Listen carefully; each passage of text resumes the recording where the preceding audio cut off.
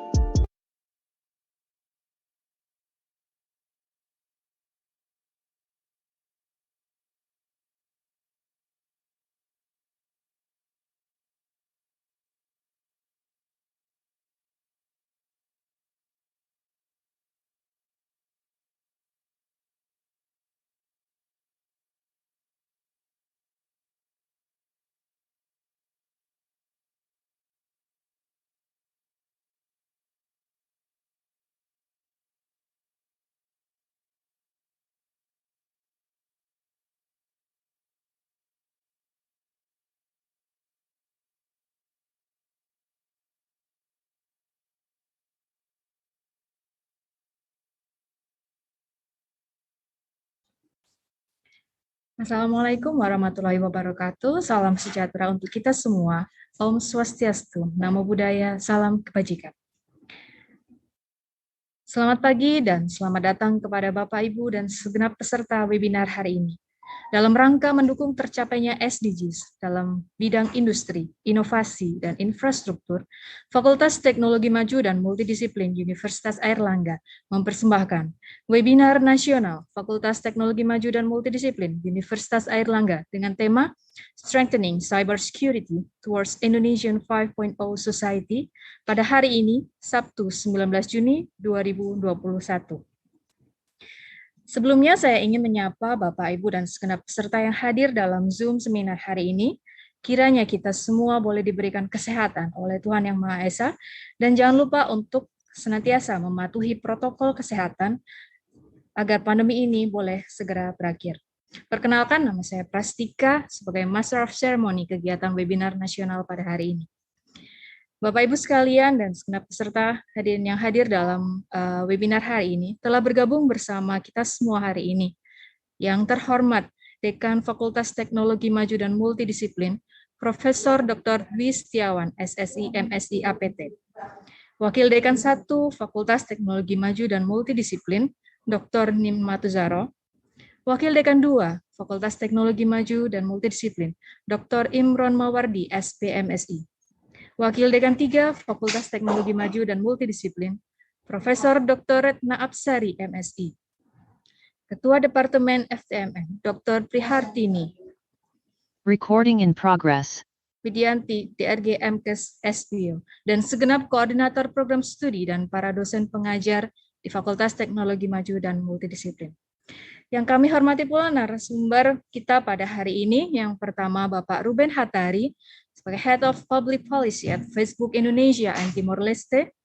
Yang kedua, Kolonel Laut Dr. RM Cahya Nurobi, MKes SPOT, dokter spesialis ortopedi dan traumatologi. Dan yang ketiga, Ibu Yutika Amelia Effendi, Eskom Mkom, dosen teknik robotika dan kecerdasan buatan, Fakultas Teknologi Maju dan Multidisiplin Universitas Airlangga. Dan berikut rundown hari ini, yang dimulai acara dari pukul 9 pagi sampai dengan pukul 12 siang nanti.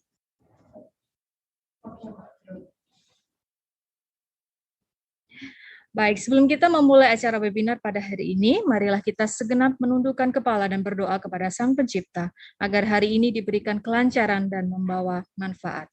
Berdoa dimulai.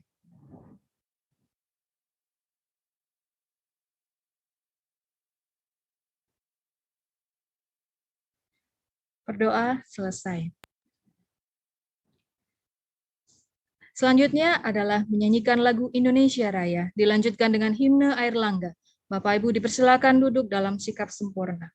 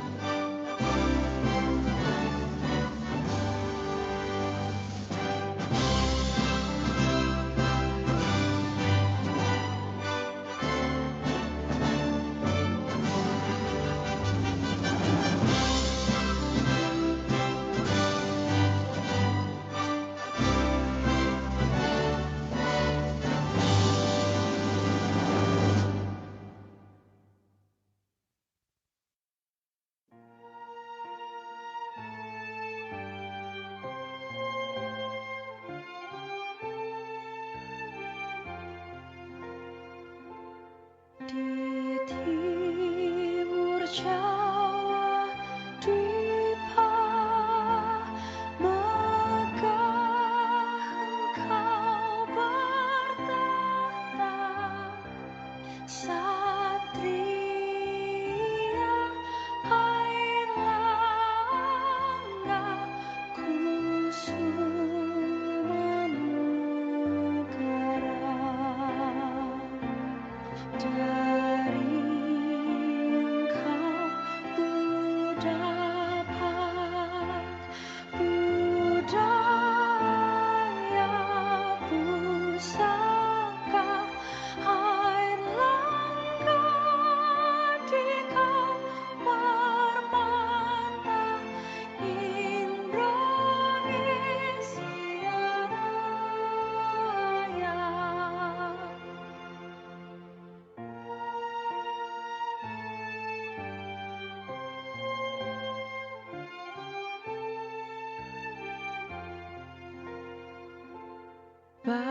Bagimu alma mater, ku berjanji setia, berdharma bakti suci, berjasa mulia. Belajar untuk nusa Indonesia yang ku cinta, air langga Engkau hiduplah, air langga tetap kau jaya.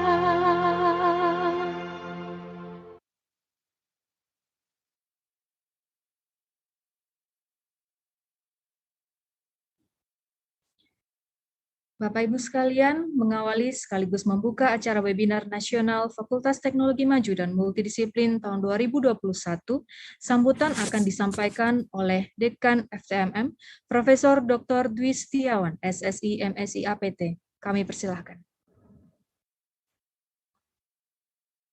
Terima kasih, Bu Yutika. Assalamualaikum warahmatullahi wabarakatuh. Selamat pagi, salam sejahtera bagi kita semuanya. Salam, Om Swastiastu, Namo Buddhaya, salam kebajikan. Salam sehat buat kita semuanya. Yang saya hormati para pembicara, di sini ada Kolonel Laut Dr.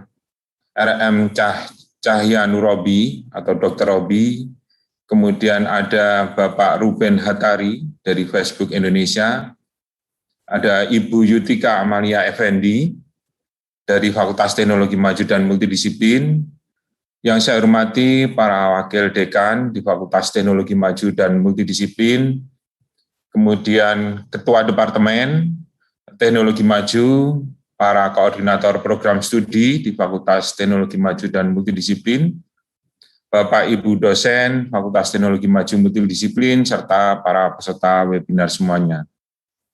Yang pertama tentu kita harus mengucapkan syukur alhamdulillah pada pagi hari ini kita masih diberikan kesehatan, diberikan kesempatan di tengah pandemi COVID-19 yang masih terus berlangsung ini. Tak lupa saya ucapkan terima kasih atas kehadiran Bapak Ibu semuanya di acara webinar ini, karena saya lihat di tengah-tengah pandemi ini perkembangan teknologi begitu pesat sekali, bahkan kondisi pandemik ini tentu menjadi suatu katalisator percepatan terhadap digitalisasi di berbagai bidang, terutama di bidang sistem informasi dan teknologi. Sehingga kemampuan dari kita semuanya dalam literasi terhadap data dan informasi di bidang teknologi ini sangat diperlukan sekali. Pesatnya perkembangan teknologi ini semestinya menjadikan kita semuanya, seluruh umat manusia ini menjadi semakin hidup nyaman, hidup aman. Namun kenyataannya yang kita hadapi di lapangan justru berkata sebaliknya. Kita sering mendengar dan menyaksikan banyaknya kasus pembobolan rekening di bank karena sistem keamanan data yang kurang secure. Atau bahkan yang paling baru, adanya kebocoran data rakyat Indonesia yang diperjualbelikan di dunia maya. Tentu saja hal ini perlu menjadi perhatian kita semuanya. Selain itu, kejadian-kejadian yang terjadi sampai saat ini berpotensi memecah belah persatuan bangsa adalah adanya berita-berita palsu atau hoax yang beredar di masyarakat, baik berita politik, ekonomi, maupun kesehatan. Terlalu banyaknya informasi yang tidak benar ini tentu sangat merugikan kita semuanya. Oleh karena itu, kami dari Fakultas Teknologi Maju dan Multidisiplin Universitas Airlangga hari ini mengadakan seminar nasional yang bertajuk Strengthening Cybersecurity Toward 5.0 Society. Tujuan dari seminar ini tentu saja sebagai upaya penyedia layanan media sosial, dalam hal ini nanti akan disampaikan oleh Bapak Ruben Hattari dari perusahaan Facebook Indonesia dan Timor Leste, dalam rangka menyelamatkan pengguna dari berita-berita yang tidak benar. Selain itu, kita juga berupaya supaya pihak pemerintah Indonesia itu bisa melindungi data-data kesehatan rakyat Indonesia yang nanti akan banyak diuraikan oleh Kolonel Laut Dr. Cahya Nurobi yang saat ini juga bertugas di Rumah Sakit Wisma Atlet Jakarta. Tentu juga Fakultas Teknologi Maju juga akan berkontribusi memberikan pengetahuan bagaimana tentang keamanan informasi ini, dan ini akan diwakili oleh dosen kita dari TRKB, Ibu Yutika Amalia Effendi, dan kami berharap dari seminar nasional ini akan membuka wawasan kita semua dan membuat kita semakin sadar mengenai pentingnya literasi data dan teknologi. Yang terakhir, tentu saja kami berharap bahwa seminar ini akan memberikan kontribusi untuk masyarakat Indonesia yang berbasis Society 5.0. Demikian yang dapat kami sampaikan. Semoga seminar ini bisa memberikan manfaat buat kita semuanya, dan dengan mengucap Bismillahirrahmanirrahim, saya nyatakan bahwa seminar atau webinar Strengthening Cybersecurity Toward 5.0 Society resmi dibuka. Terima kasih. Billahi taufiq wal hidayah. Wassalamualaikum warahmatullahi wabarakatuh.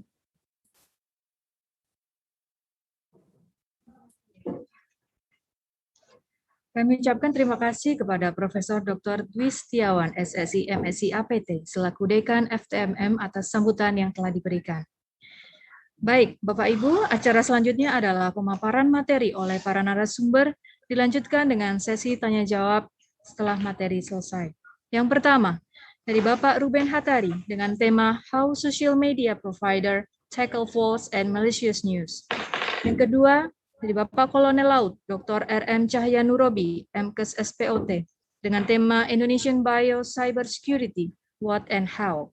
Dan yang ketiga dari Ibu Yutika Amelia Effendi, Eskom Mkom, dengan tema Digital Signature, Steganography and Watermarking, Information Security in Action. Perlu kami informasikan terlebih dahulu tata tertib pada webinar nasional hari ini. Pertanyaan akan disampaikan melalui kolom Q&A pada Zoom atau dapat juga disampaikan melalui kolom chat di YouTube dengan format nama pembicara, nama peserta, nama peserta, pertanyaan. Untuk lebih detailnya, sesi kali ini akan dimoderatori oleh Wakil Dekan 2 Fakultas Teknologi Maju dan Multidisiplin, Dr. Imron Mawardi, SPMSI. Kami persilahkan. Terima kasih, Bu Prastika. Assalamualaikum warahmatullahi wabarakatuh. Selamat pagi semuanya. Semangat pagi, gitu ya. ini. Ya, selamat datang di seminar nasional ya, Strengthening Cybersecurity Toward Indonesia 5.0 Society. Ya, ini seminar yang sangat menarik ya, karena kita saat ini ada di zaman ya, di mana teknologi itu boleh dikatakan itu menjadi penguasa, gitu ya.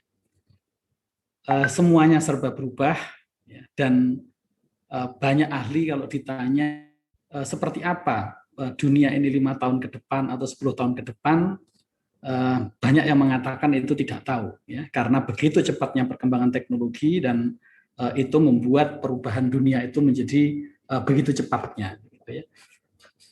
Salah satu dari implikasi perkembangan teknologi ya yang luar biasa tentunya nanti akan membentuk masyarakat baru ya, yang kemudian kita sebut sebagai 5.0 Society ya, masyarakat yang bagaimana masyarakat yang beradaptasi dengan perkembangan teknologi 4G ya pada saat ini, yang tentunya itu sangat berbeda dengan masyarakat-masyarakat sebelumnya. Nah, salah satu dampak dari perkembangan teknologi ini saya kira kita ikuti ya, kalau setiap hari di media sosial, ya, juga di media-media mainstream saya kira betapa begitu banyak ya, tangan-tangan jahil begitu ya, yang memanfaatkan teknologi itu untuk melakukan hal-hal yang sebenarnya tidak boleh dilakukan. Dan tentunya ini bisa menjadi berbahaya kalau tidak dilakukan satu pengamanan gitu ya, yang saat ini saya kira menjadi isu. Setelah beberapa waktu lalu data BPJS kita ya itu diretas ya, kemudian dijual di berbagai macam platform jual beli data ya yang ilegal, kemudian juga memunculkan satu wacana gitu untuk bagaimana pemerintah ya menerbitkan undang-undang untuk ini ya pengamanan data pribadi gitu ya, yang saat ini sedang digagas ya. Semoga nanti tidak dalam waktu yang lama undang-undang itu sudah bisa kita terapkan. Pada pagi hari ini ya nanti akan ada berbagai macam tema. Salah satunya adalah bagaimana dampak dari teknologi dan bagaimana sebenarnya security itu dilakukan berkaitan dengan berita-berita hoax, ya, berita-berita yang tidak benar dan sebagainya. Dan telah hadir di forum Zoom ini adalah Bapak Ruben Hattari. Beliau adalah Head of Public Policy in Facebook ya, for Indonesia and Timor Leste. Banyak pengalaman ya dari Bapak Ruben Hattari ini. Kalau kita lihat ya, beliau pernah menjadi tim leader Product Development Team ya, Australia Gas and Light, ya, Financial Controller PT Jasa Aktuaria Japa, ya, Project Manager Research Analyst dan sebagainya. Saya kira banyak ya. Pendidikan beliau adalah Certificate Holder International Business University Technology of Sydney, Australia.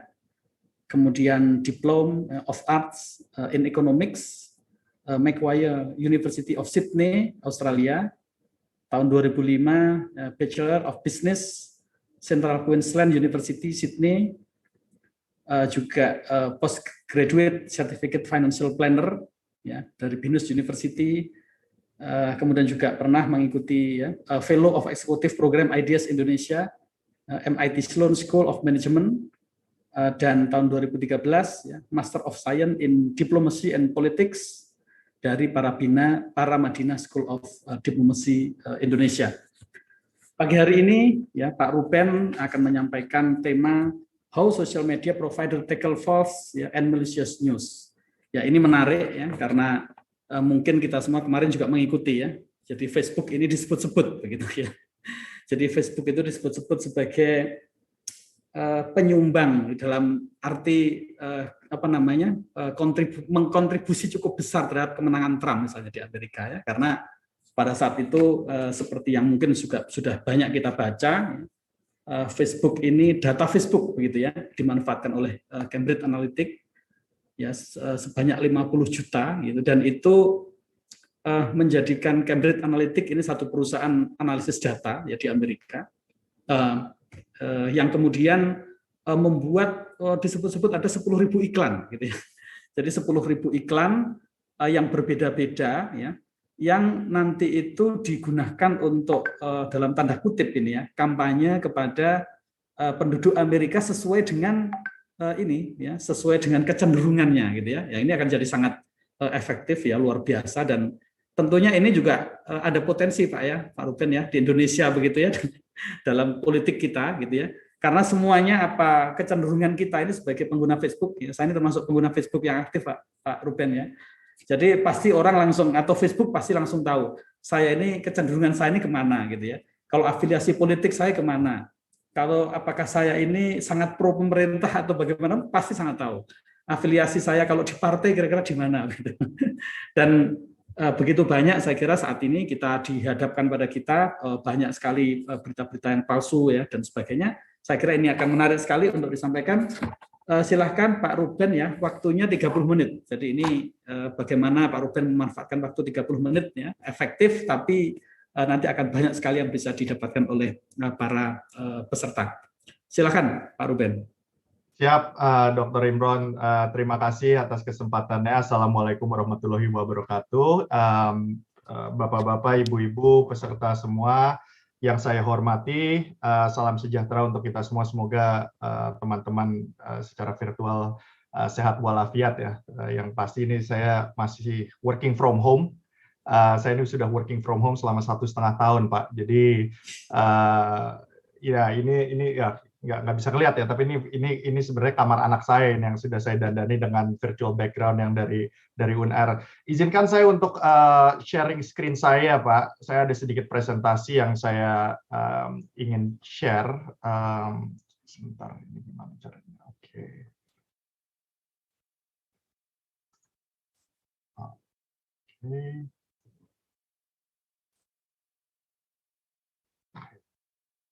Bisa lihat screen saya? Sudah Pak Ruben. Oke. Oke. Sekali lagi perkenalkan nama saya Ruben Hattari. Saya sudah di Facebook Indonesia itu selama 3,5 tahun. Hal yang sangat menarik sebenarnya, salah satu alasan kenapa saya tertarik untuk kerja di Facebook, waktu itu sebenarnya calling saya itu untuk membantu pemilu, Pak. Jadi saya sepakat sama Bapak, masalahnya Indonesia itu kita sangat aktif menggunakan sosial media, tapi kadang-kadang itu kita kurang mengerti cara menggunakan sosial media yang aman dan nyaman dan bijak itu seperti apa. Jadi itu mungkin sedikit calling dari saya untuk saya bisa berkontribusi di bidang ini. Hari ini saya akan memberikan paparan sedikit mengenai bagaimana platform kami itu memerangi misinformasi dan disinformasi di atas platform kami. Saya harus meluruskan misinformasi dan disinformasi karena seringkali kedua kata ini sering ketukar-tukar cara penggunaannya. Jadi nanti saya akan sedikit sharing mengenai apa kedua itu. Tapi sebelumnya saya ingin sharing sebenarnya itu Facebook itu seperti apa sih? Ya, kalau kita itu di Facebook umurnya kami itu Pak, kita sudah 15 tahun. Ya, nggak kerasa ya, kita udah 15 tahun untuk ukuran sosial media itu sangat tua Pak. Dan yang kami sadari kalau kita bicara di tren teknologi, terutama orang Indonesia, kita itu sangat cepat bosan. Kalau kita tidak mendapatkan value dari teknologi, dari sosial media tersebut, kemungkinan besar kita pindah platform itu sangat tinggi. Ya. Tapi mungkin di Indonesia ini cukup unik karena komunitas-komunitas yang terbangun di atas platform Facebook itu sangat kental, Pak. Dan kalau kita ngelihat keluarga besar Facebook, itu sebenarnya ada 3 aplikasi yang besar ya di Indonesia. Yang pertama itu Instagram tentunya, Facebook, dan WhatsApp. Nah, ketiga platform ini masif secara digunakan di Indonesia. Tapi tujuan kita sekarang, kalau kita dulu itu 15 tahun yang lalu itu hanya bagaimana kita bisa connecting satu user ke user lain, yang kami sadari sekarang, usernya ini sudah membludak, dan kita tujuannya adalah bagaimana kita bisa membangun komunitas yang jauh lebih interaktif, yang jauh lebih positif untuk civilization secara keseluruhan, Pak. Nah, saya akan memberikan sedikit skala bagaimana sebenarnya itu Facebook itu sebesar apa. Ya. Nah, kalau misalnya kita bicarakan size dari pengguna untuk seluruh pengguna Facebook, kita selalu measure dengan yang kita sebut monthly active user. Kurang lebih 2,2 miliar monthly active user menggunakan jasa Facebook di seluruh dunia. WhatsApp itu kurang lebih sekarang data yang terakhir itu kurang lebih 1,6 miliar per bulan aktif menggunakan Facebook.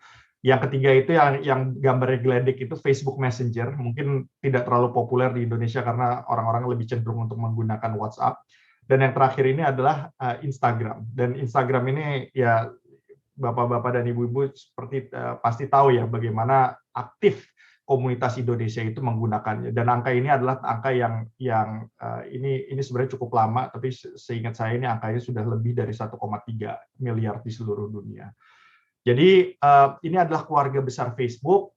Kerjaan saya dan tim saya itu untuk memastikan bagaimana platform ini bisa berjalan di Indonesia, bisa digunakan secara optimal, dan bisa membawa hal-hal yang positif. Kurang lebih seperti itu, Pak. Ya. Nah, tadi saya ingin berbicara mengenai misinformasi dan disinformasi. Ya, ini adalah perbedaan yang menurut saya harus diluruskan ya, karena ini sering disalahgunakan atau treatment dari kedua definisi ini sering ketukar-tukar even di media massa ya Pak ya, kalau misalnya saya baca gitu ya.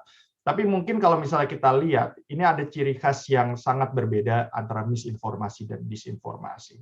Misinformasi itu sangat gampang kalau saya menjelaskannya. Ini adalah hal-hal yang sering dibagikan secara tidak sengaja. Nah, permasalahannya selalu tentang konten. Dan ini bisa kita selesaikan dengan 3 jurus. Nanti saya akan jelaskan 3 jurusnya.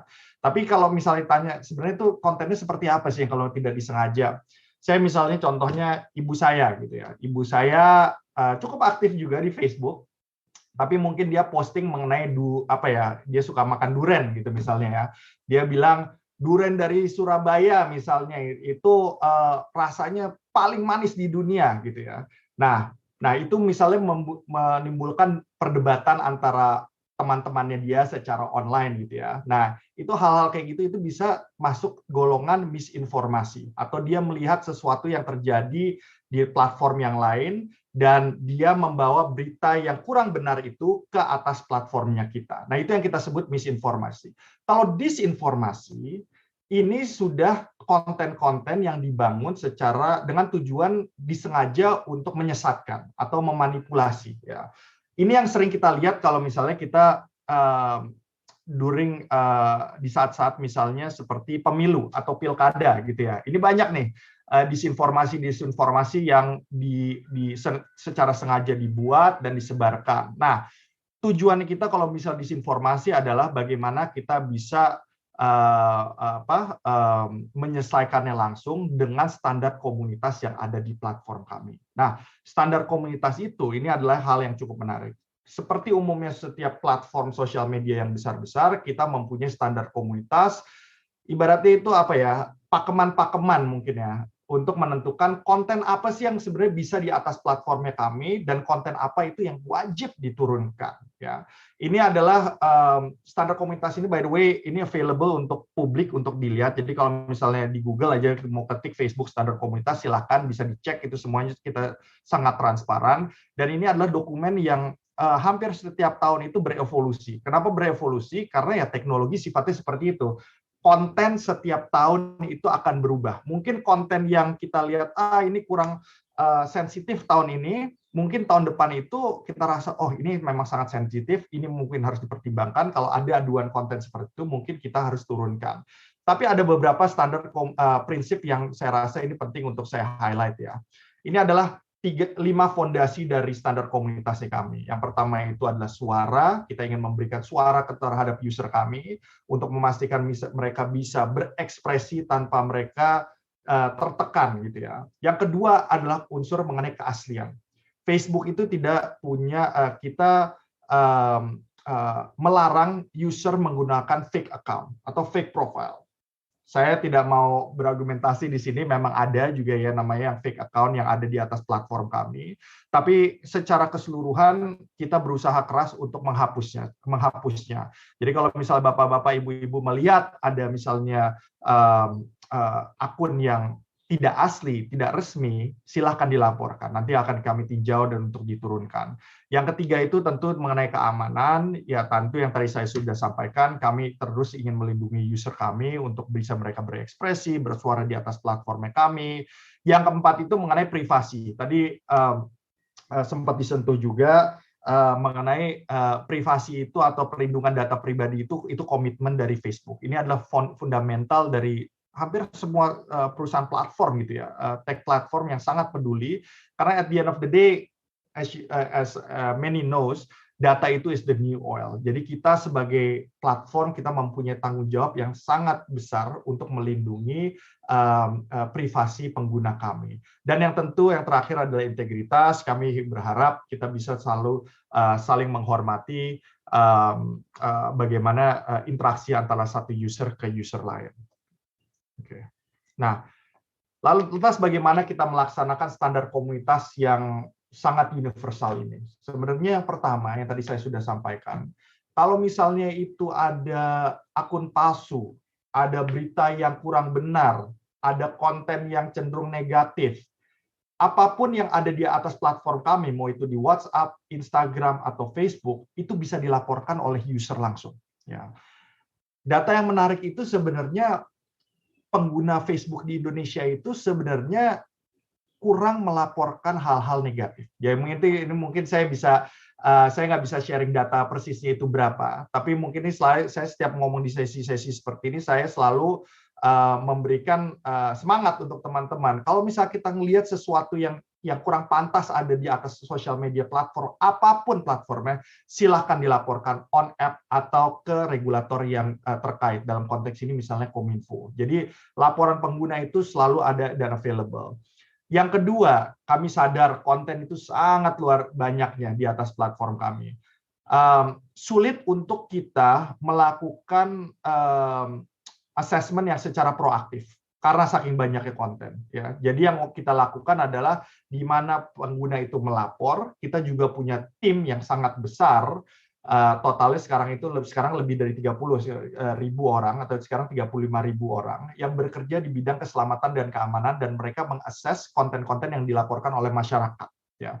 Dan mereka akan menilai against our community standards as well gitu. Dan ini adalah mereka tersebar di seluruh dunia. Mereka juga sebagian besar dari mereka juga ada orang Indonesianya, mereka bisa berbahasa Indonesia. Jadi mengenai konteks dan subkonteks dari konten yang dilaporkan itu sebenarnya tidak perlu dikhawatirkan. Nah, yang terakhir, karena saking banyaknya konten, ini adalah investasi yang kita jalankan misalnya 5 tahun terakhir, dan kita berinvestasi di artificial intelligence atau machine learning. Ya. Machine learning itu ya namanya mesin ya, ini tidak pernah sempurna. Tujuannya ini adalah bagaimana mesin yang kita feed informasi, misalnya gambar atau teks, itu semakin ke sini semakin sempurna angkanya atau semakin tinggi compliance rate-nya. Data yang menarik itu kalau misalnya kita membicarakan, mohon maaf nih, misalnya child pornography, kalau misalnya konteks mengenai pornografi sendiri gitu ya, dan isu-isu seperti terorisme, itu rate takedown-nya dari mesin-mesin ini sangat tinggi. Seingat saya itu di atas 96%. Tapi yang menarik adalah topik-topik seperti hate speech. Hate speech itu kan sangat kontekstual. Mesin itu harus mengerti konteks dan subkonteks dari speech tersebut itu seperti apa. Angkanya tidak setinggi itu. Saya kalau nggak salah itu di kisaran 82% untuk seluruh dunia. Tapi ini adalah area yang terus kita asah, dan semoga nanti ke depannya teknologi ini bisa lebih efektif. Nah, tentu di saat-saat di mana mesin ini tidak bisa capture esensi dari konten-konten yang saya sebutkan, misalnya seperti hate speech dan yang lain-lain, ini saatnya reviewer manual kita datang dan mereka mereview topik-topik dan konten-konten tersebut. Okay. Nah, ini adalah standar komunitas yang kita sediakan untuk menangani isu-isu seperti disinformasi. Nah, lantas bagaimana kalau misalnya kita ngomong mengenai disinformasi yang sangat abu-abu? Ya. Nah, ada 3 cara yang kita lihat gitu ya, kalau misalnya kita menangkap misinformasi gitu ya. Yang pertama itu adalah remove. Ya, remove. Kita melihat standar komunitas kami, apakah topik ini melanggar standar komunitas kami, apakah misinformasi ini melanggar undang-undang atau regulasi yang ada di negara manapun kita beroperasi. Kalau itu melanggar, kita akan remove. Ya. Yang kedua adalah kita mengurangi atau kita reduce. Yang saya sebut dari ini adalah mengurangi distribusi konten yang berkualitas rendah. Ya, jadi contohnya kalau misalnya ada informasi tertentu, misinformasi tertentu yang sudah ditandai, oh ini definitely misinformasi, kita akan menurunkan distribusinya across our platform. Ya, dan ini akan kita turunkan sebanyak 60%. Dan yang terakhir, saya rasa ini komponen yang paling penting adalah bagaimana kita informing atau memberitahu user-user kita. Saya rasa nih kalau sosial media tanggung jawab untuk meluruskan informasi itu, saya rasa itu bukan hanya tugasnya platform atau tugasnya pemerintah, tapi usernya kita itu harus kritis juga. Ya. Dan ini yang sangat penting karena informasi dan yang tujuannya kami untuk kita inform user-user kita adalah kita memberikan misalnya alternatif berita untuk misinformasi yang sudah kita tandai sebagai itu bisa berita yang kurang akurat. Ya. Dan ini at the end of the day kita ingin memberikan kebebasan untuk user kita untuk menentukan mana yang benar, mana yang salah. Saya harus garis bawahi juga ya, kalau saya tuh dari dulu tuh sering ditanya, Facebook kenapa tidak menurunkannya saja gitu. Facebook kenapa tidak menentukan mana yang benar, mana yang salah. Saya rasa ini ya kita bisa ngomong dan panjang dan lebar setelah ini kalau misalnya tentang kenapa kita tidak melakukan itu. Tapi menurut saya ini bukan tanggung jawab platform. Ya, kita kembali lagi karena kita mempunyai prinsip yang kuat untuk memberikan suara. Kita ingin memastikan selama informasi yang disebar itu tidak membahayakan. Of course kita masih terbuka untuk konten tersebut di-challenge secara opini, untuk didiskusikan secara sehat, dan dipertahankan selama itu tidak melanggar standar komunitas, selama itu tidak membahayakan orang, dan selama itu tidak melanggar regulasi yang ada di negara yang bersangkutan. Ya. Nah, saya mau cerita sedikit mengenai sebenarnya itu apa sih yang kita lakukan kalau misalnya kita menghapus ya. Yang pertama itu yang tadi saya jenis-jenisnya gitu ya, kurang lebih ini seperti yang pertama, misinformasi yang beresiko menimbulkan bahaya fisik. Ini yang sangat menarik karena 1,5 tahun terakhir ini angka misinformasi yang beresiko menimbulkan bahaya fisik ini sangat meningkat, terutama di saatnya pandemi. Jadi kalau misalnya ada klaim-klaim mengenai dulu ya saya pernah lihat minum deterjen akan menghilangkan COVID. Nah, itu sebenarnya misinformasi, ya kan? Karena itu sudah disebarluaskan di berbagai platform-platform. Nah, itu adalah misinformasi yang akan kita hapus, ya. Video yang dimanipulasi atau sekarang ada tren teknologi yang disebut deepfakes. Nah, ini kalau misalnya teman-teman sudah pernah lihat seperti apa, bayangkan saja kalau misalnya dulu ya misalnya kalau misalnya dekat pemilu nih, kadang-kadang kita suka lihat ya, misalnya mukanya Trump, tapi bibirnya itu dia seakan-akan berpidato itu Trump, tapi itu secara padahal itu bukan dia, dan itu dibuat secara augmented reality atau itu dibuat secara dengan editing yang sangat sempurna, dan itu hal-hal yang video dimanipulasi dan deepfake itu jenis-jenis yang kita turunkan. Misinformasi yang lain yang kita turunkan adalah contohnya jaringan konspirasi yang memicu kekerasan. Kalau misalnya kemarin yang kita lihat selama pemilu di US gitu ya, ada fenomena di mana ada jaringan konspirasi yang disebut QAnon. Ya, dan ini adalah supporternya Trump. Jadi sebagian dari mereka kalau misalnya kita lihat di mana mereka datang ke Capitol Hill, banyak dari mereka itu yang sebenarnya supporter atau bagian dari konspirasi QAnon ini, dan mereka mempunyai presence yang sangat besar di atas platform sosial media, termasuk di kami juga ya. Tapi setelah kami sadari, setelah kita merubah kebijakannya kami, internal kami, setelah kita berubah standar komunitasnya kami, jaringan konspirasi seperti QAnon ini kita larang ada di atas platform kami. Dan yang keempat adalah penindasan untuk pemilu atau voter suppression. Nah, ini yang cukup menarik juga. Ini biasanya kita lihat, ya tentu kalau misalnya kita lihat di saat-saat bulan-bulan atau hari-hari genting di sekitar pemilu, biasanya itu ada informasi yang disebarluaskan. Kalau misalnya waktu itu tuh saya pernah melihat di beberapa contoh di Indonesia, misalnya saya lupa tanggal persisnya, misalnya pilkada serentak itu jatuh di tanggal 17 Mei, ada berita yang disebarluaskan, oh tolong datang ke TPS pada tanggal 16 Mei gitu, atau sehari sebelumnya, atau tanggal 18 Mei, di luar tanggal yang seharusnya individu itu datang untuk nyoblos. Jadi topik-topik itu yang kita sebut sebagai voter suppression, dan itu pasti akan kita hapus. Oke. Tadi saya sudah sampaikan sedikit mengenai COVID-19, angka ini sangat meningkat misinformasinya, ya. Dan tadi kalau misalnya saya menyentuh misinformasi yang dapat membahayakan fisik, ada juga misinformasi yang kita lihat ini sebenarnya tidak pantas ada di atas platformnya kami, ya. Misinformasi itu terutama misinformasi yang dapat berkontribusi pada keraguan orang untuk mengambil vaksinasi, ya. Kita baru menjalankan survei di atas platform kami, response rate dari masyarakat Indonesia untuk mereka ingin mengambil vaksin itu sangat tinggi, jauh lebih tinggi dari negara-negara yang tetangga kita dan Amerika ya pastinya ya.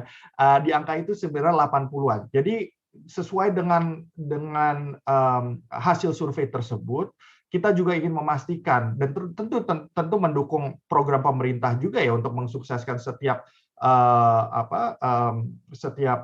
warga WNI itu mendapatkan vaksinasi. Jadi konten-konten yang sebenarnya itu bisa berkontribusi pada keraguan vaksinasi itu pasti akan kita remove. Dan tentu hoax umum tentang vaksinasi yang di luar vaksinasi seperti COVID itu tentu akan kita hapus juga. Nah, ini ada banyak klaim-klaim mengenai COVID-19 vaksin yang sebenarnya sudah kita remove. Nanti saya bisa share ini apa saja sebagai bagian contoh, tapi ini klaim-klaimnya ini sangat banyak ya. Saya mungkin kalau misalnya teman-teman di awal pandemi itu sempat memperhatikan isu banyak klaim-klaim mengenai obat-obat tradisional yang bisa menghilangkan COVID-19, itu kalau dilaporkan itu pasti akan kita remove dari platform kami. Ya. Nah, sebagai contoh, ini jumlah konten misinformasi yang kita hapus sejak Maret 2020. Dan ini adalah yang hanya fokus terhadap COVID-19. 18 juta itu sebenarnya berdasarkan URL. Jadi kalau misalnya ada orang lapor URL atau pemerintah melapor atau Kemenkes melapor, ini jumlahnya. Jadi bisa kebayang betapa banyaknya misinformasi seputar COVID yang beredar, dan kita bekerja keras 24/7 untuk memastikan masyarakat itu terinformasi secara akurat mengenai perkembangan COVID dan bagaimana mereka bisa menangani COVID. Yang kedua dari pilar menangani misinformasi adalah yang tadi saya sudah sampaikan, bagaimana kita bisa mengurangi distribusi. Ya. Yang pertama itu adalah mengurangi distribusi cerita. Ya. Di Indonesia kita punya yang kita sebut pengecek fakta pihak ketiga. Karena yang tadi saya sampaikan, kita ini sebenarnya bukan penentu kebenaran, khususnya untuk misinformasi, dan kita tidak mau dan tidak bisa untuk mengambil posisi seperti penentu kebenaran. Kita harus bekerja sama dengan pengecek fakta pihak ketiga. Sekarang di Indonesia itu kita mempunyai 6 pengecek fakta pihak ketiga. Contohnya misalnya Tempo, Tirto, ada Mafindo, Masyarakat Anti Fitnah Indonesia. Dan kalau misalnya ada informasi-informasi yang seperti gray area ya, seperti misinformasi, itu akan di-push ke mereka, dan mereka itu akan membantu kita menandai informasi ini adalah informasi yang benar atau yang salah. Dan di saat misinformasi itu sudah ditandai, yang kita lakukan tadi yang saya sudah sampaikan adalah distribusi cerita itu akan diturunkan. Ya, distribusi halamannya atau domainnya yang berulang kali membagian palsu itu akan diturunkan juga. Distribusi kontennya akan diturunkan. Jadi ini mungkin saya kasih gambaran sedikit ya. Kalau misalnya ditemukan berita yang misinformasi dan sudah ditandai sebagai misinformasi oleh pengecek fakta, mungkin berita tersebut itu kalau kita main Facebook gitu ya, tidak ditemukan di bagian atas dari newsfeed. Kita harus scroll sampai bawah Nah, itu adalah bagian dari penurunan atau distribusi tersebut. Nanti baru ditemukan. Dan di saat berita itu ditemukan, nanti itu akan ada informasi terkait dan penandaan kalau berita itu adalah berita yang kurang benar. Oke, nah. Ini adalah tadi yang saya sampaikan, pengecek fakta di Facebook itu seperti apa. 14 ada di Asia Pasifik, tapi 8 dari 14 itu ada di Indonesia. Dan yang saya ingin sampaikan, pengecek fakta pihak ketiga kami ini, yang bekerja sama dengan kami ini, semua tersertifikasi oleh ICFN. Nah, ini adalah international body untuk pengecek fakta, dan mereka bekerja secara independen, ya. Dan kita tidak punya say sama sekali dalam bagaimana mereka menjalankan pekerjaan mereka sehari-hari, atau kita tidak punya influence sama sekali untuk bagaimana mereka bisa assessing story-story tertentu atau berita-berita tertentu di atas platform, di atas medianya mereka. Oke. Nah, yang terakhir yang saya ingin sampaikan adalah inform atau memberitahu. Tadi saya sudah sampaikan, ini adalah pilar yang sangat penting menurut saya, ya, karena memang tujuan saya dan tim selama 3,5 tahun terakhir ini di Facebook adalah bagaimana kita bisa memastikan pengguna Facebook di Indonesia itu benar-benar aware dengan adanya misinformasi dan disinformasi. Ya. Nah, kita lakukan itu dengan on-app intervention. Jadi kita intervensi secara langsung di atas aplikasinya kita. Yang tadi misalnya saya sudah sampaikan, kalau misalnya ada berita yang sudah ditandai oleh pengecek fakta pihak ketiga kami, kita tandai ini adalah misinformasi. Yang contohnya seperti yang di sebelah kiri. Dan kalau misalnya orang tersebut ingin sharing atau berbagi notifikasi, berbagi berita tersebut yang sudah ditandai sebagai misinformasi, nanti itu juga akan ada notifikasi tertentu. Do you want to misalnya continue untuk share berita tersebut, konten tersebut, atau ingin kita kunjungi fact checker yang sudah pengecek fakta yang sudah menentukan berita tersebut atau tidak?